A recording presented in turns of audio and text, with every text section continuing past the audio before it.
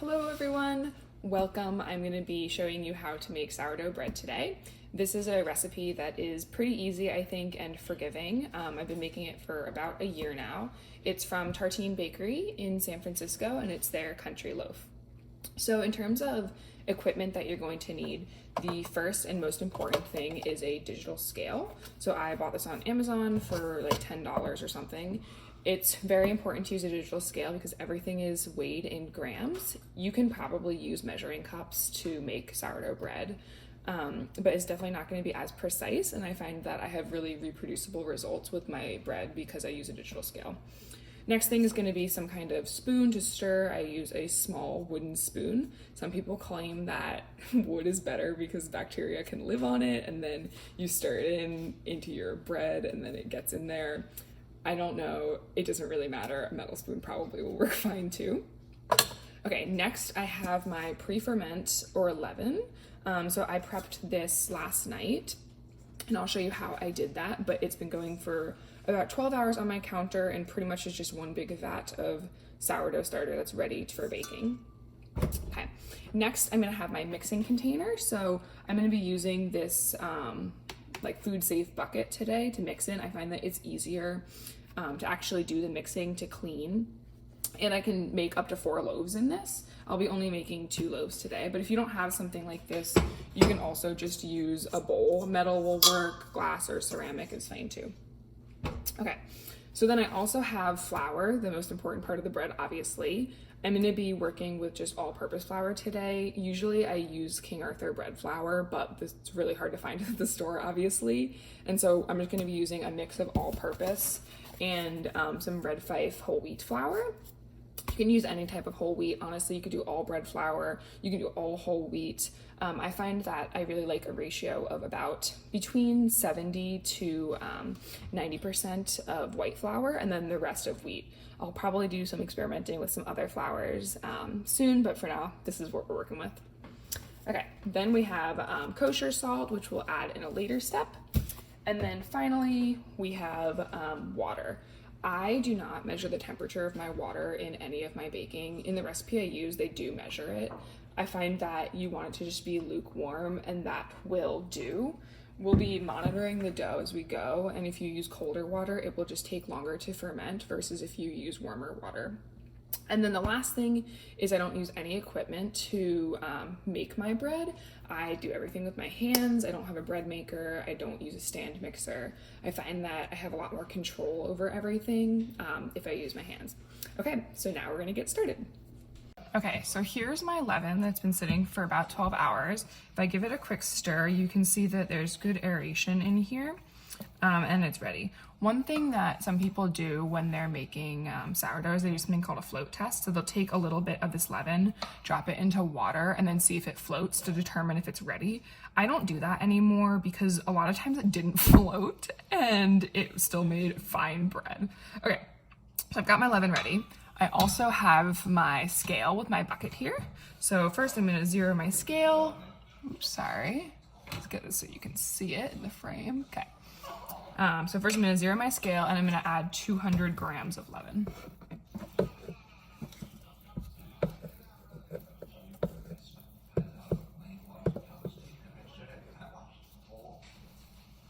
Okay, so once I've added my leaven, the next thing I'm gonna do is I'm gonna re-zero my scale and I'm going to add 700 grams of water.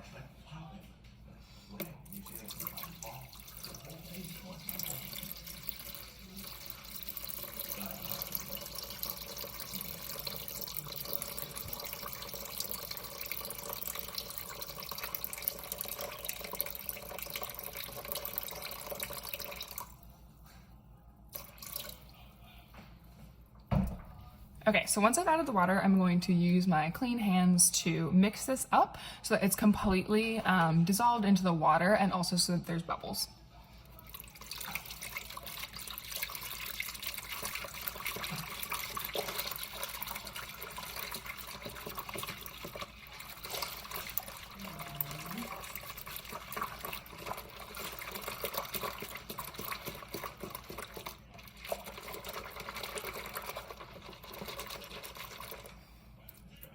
Okay, so you can see those bubbles there really well. and it's completely mixed up. There might be some pieces left in there, but that's totally fine. So once that's mixed, the next thing I'm going to do is add my flour. So I'm making a 70% hydration dough, which means that at the end there will be, or sorry, it's 75% hydration. So at the end, the dough will be 75% by weight in water. And so right now I'm going to add 700, or sorry, not 700, I already added the water. Next I'm going to add the flour, which is going to be 1,000 grams total. And so I'm gonna do a mix of whole wheat and white. So I'm probably gonna do about 800 grams of white and 200 grams of whole wheat. It doesn't really matter what percentages you do. It depends on like what you like for flavor.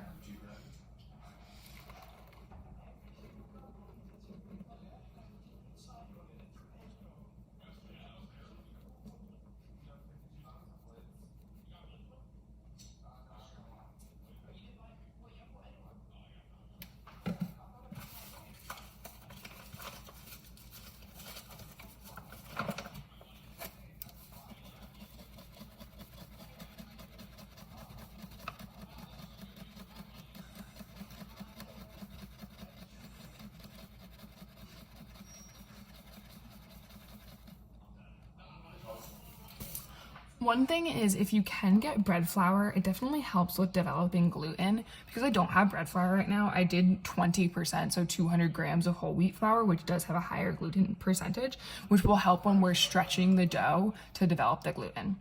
Okay, so once I have everything in here, I'm just gonna take it off of my scale and I'm going to mix it with my hands. It will end up being like a very clumpy mess.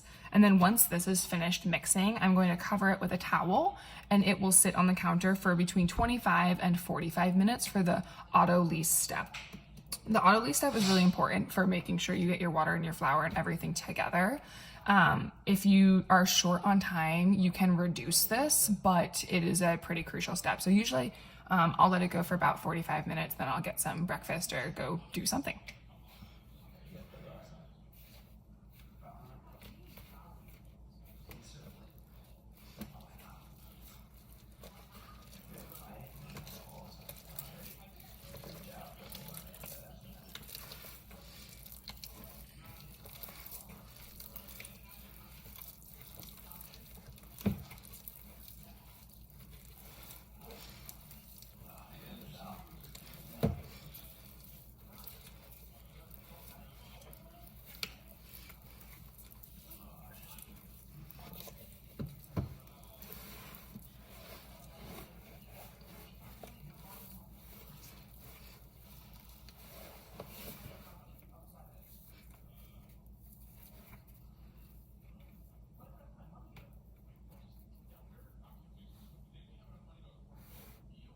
You can see that once I've prepped my bread, I have a little bit of my leaven left over. This is enough for me to use as my sourdough starter. And so honestly, what I'm just gonna do is scrape this out and put it in a jar. I have my starter here, but I didn't feed it last night. And so it's really liquidy in there. And so I'm just going to dump this into my discard jar, which I keep in the fridge, and then put this leftover starter into my jar. Okay, so I did my auto lease for 45 minutes. And so now the next step is I'm going to add my salt. So this is 20 grams of salt, followed by 50 grams of warm water. So again, this is probably about 80 degrees Fahrenheit, but I just did it until it was lukewarm. And I'm just gonna mix all of this in. You can be a little bit aggressive with it at this point because it hasn't risen very much.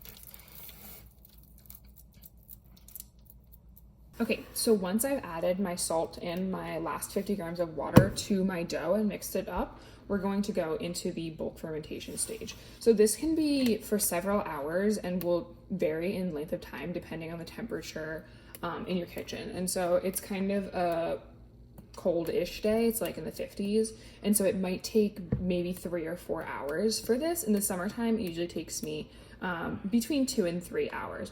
And so we're going to go through a series of steps which I'll show you, which is called stretch and folds. And so the point of this is to, just like when you make a quick bread and you need it on your counter, we want to stretch the gluten and to develop it, but we don't want to be very harsh with the sourdough bread because we want really nice air pockets later. And so by doing a series of stretching the dough and folding it over itself, it strengthens the dough and provides the same kind of thing you would do as kneading.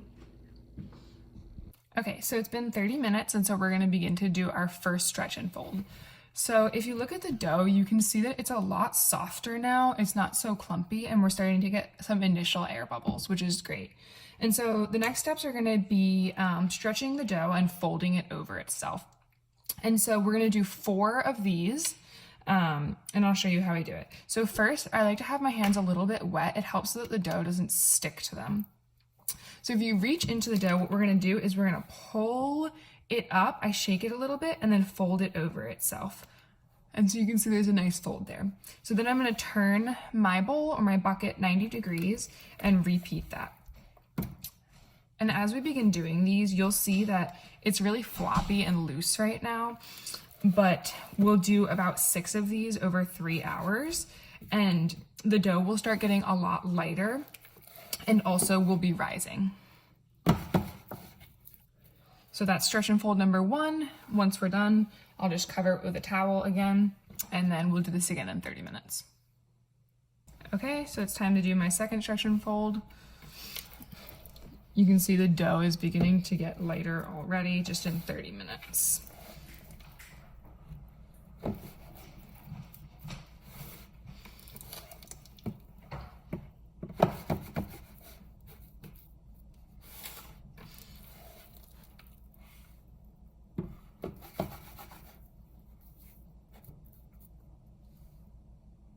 Okay, here goes my third one.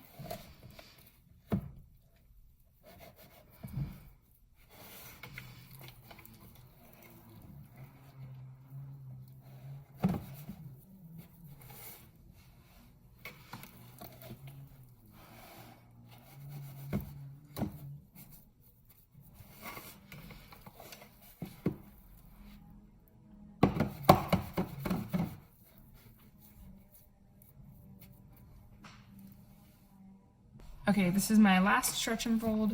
So it's been about 3 hours. You can see the dough starting to get very stretchy.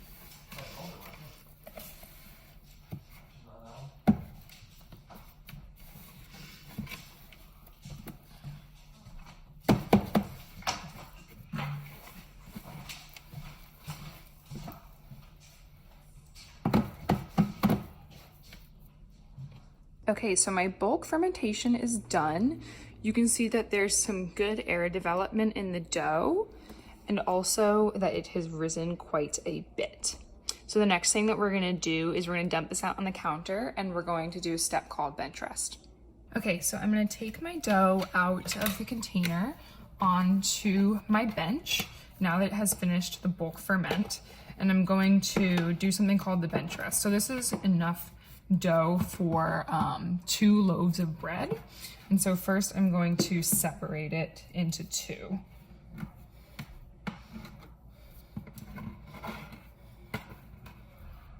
You can see it's pretty sticky, and I'm trying not to disrupt the shape of it. Okay, so I'm going to dust it with a little bit of flour.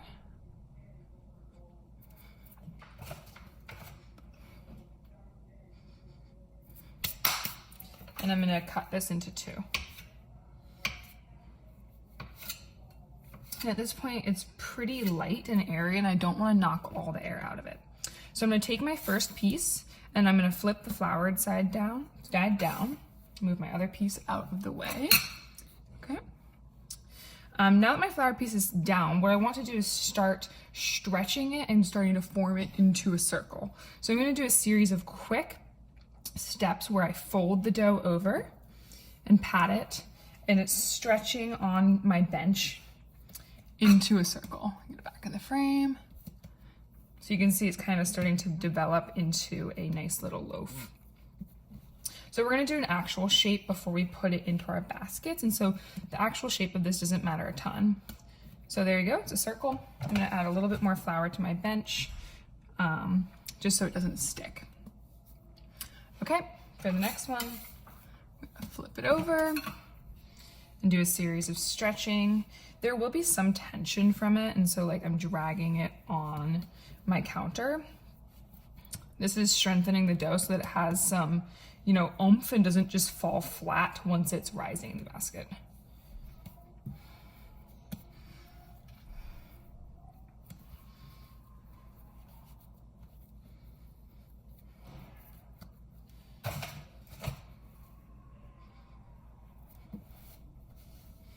So one thing I do is I don't want to add too much flour when I'm doing this step, because the hydration of the dough, my 75%, is what I want to keep it to be. I don't want it to become overly dry. Okay, so I'm gonna add a tiny bit more flour on top just so it doesn't stick as I cover it. And now I'm gonna take my clean towel that I was using before and just cover the loaves. The reason why I cover them is they're going to sit here for 20 to 30 minutes, and sometimes a skin can form on the outside of the loaf if it's not cut, if it's exposed to like too much air. And so just to keep it a little bit moister, I put the towel over. Okay, so it's been 20 minutes and I took off my towel from my dough, and you can see that if I touch it, it is springing back lightly.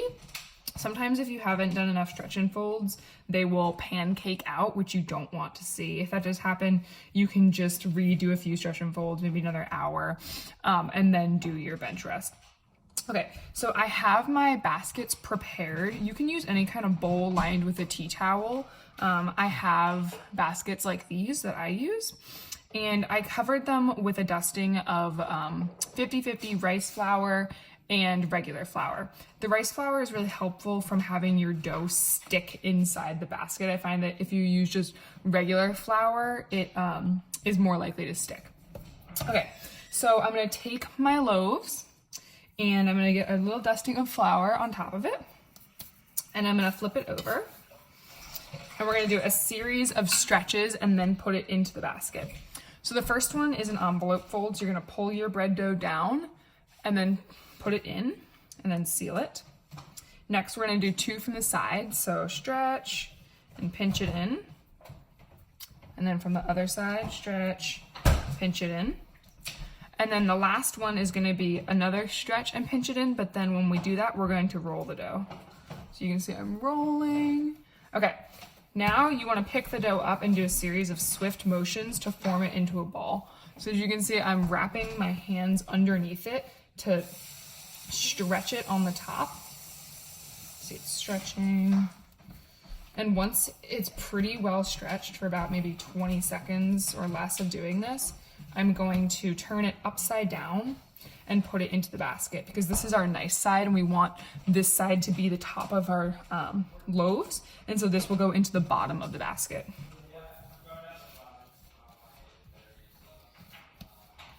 Okay, that looks good. My basket's right here. I'm gonna flip it upside down and put it in.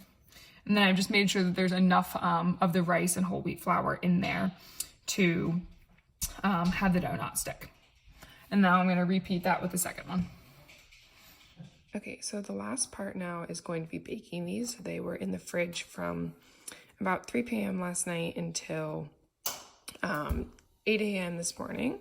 And if you can see, when I poke the dough,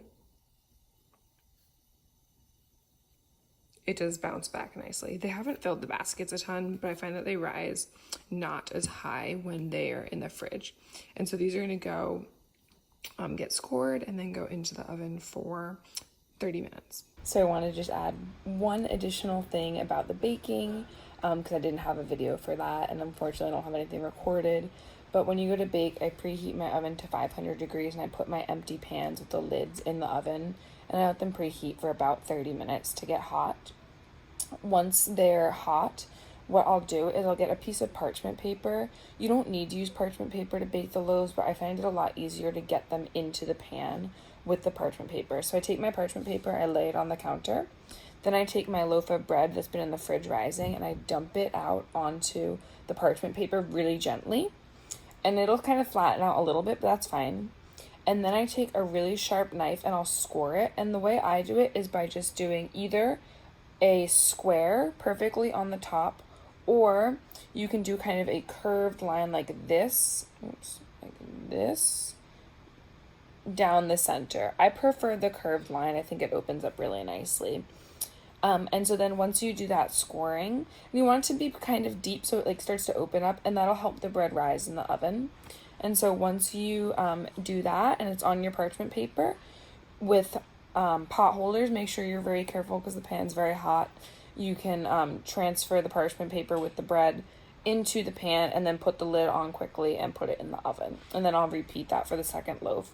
And then I bake them with the lids on for about 18 to 20 minutes. You want it to be starting to slightly brown. If you're nervous about it, I would do 18 minutes and then check it.